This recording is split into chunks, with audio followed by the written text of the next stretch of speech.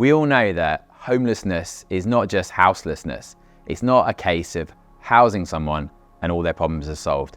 Green Pastures approached us, Grace Enterprises, back in 2021 to see if we could work together and using our experience of employing people with major barriers to work and their experience of housing people, and maybe together we'd be able to offer a more holistic package. Matt said, well, I need somebody else with a business background and who has a passion and a faith to help people.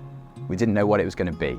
We knew it had to employ people who've been residents or been homeless, who've suffered from major barriers to work, but we didn't know what the business would be. So we knew we needed someone. We put out a job description and we wanted to see who would God bring along. Well, Matt will tell you that he was writing the application and less than 24 hours later, I think we met. I didn't really want a job. I had my own business, but I went away and had a think about it and it seemed the right thing to do. We needed to come up with a business that was going to be sustainable financially, but also create lots of employment and the right type of employment for people who've been out of work for a while. And at the beginning, we didn't know what it was going to be. It could have been anything. It could have been cleaning windows, whatever you like. And we finally came up with the idea of making biscuits. So there's a gap in the market. So financially, there are lots of social coffees and lots of social teas, all doing great stuff. But we noticed there was a gap for a biscuit. It also created the right type of work.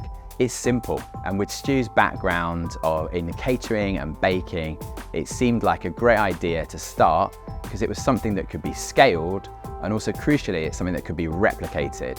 I mean, it's set off like an absolute rocket. It's been unbelievable. I mean, we started with our first bakery here at Grace Church with a couple of employees, and now we're up to about 10 employees, and the orders have come in and people have really got this, what it's all about. It's called Half the Story because our biscuits, great tasting as they are really only half the story. The reason behind what we do, the other half of the story, is about the people we employ to bake those biscuits. I mean, I've been in business a long time. I've run my own businesses for many years. I've worked for big corporations. And I always believe that, obviously, the great balance sheet would be that you have great assets at the end of the year and you have minimum liabilities. We want to really turn that on its head. You make £1 profit, but you've employed 100 people. For us, that is a positive balance sheet. And it's completely opposite way of thinking that business says. It's been a joy to start this business, and from the very beginning, people have just caught the vision. It really is not about the biscuit, but people have been wanting to buy a lot of biscuits.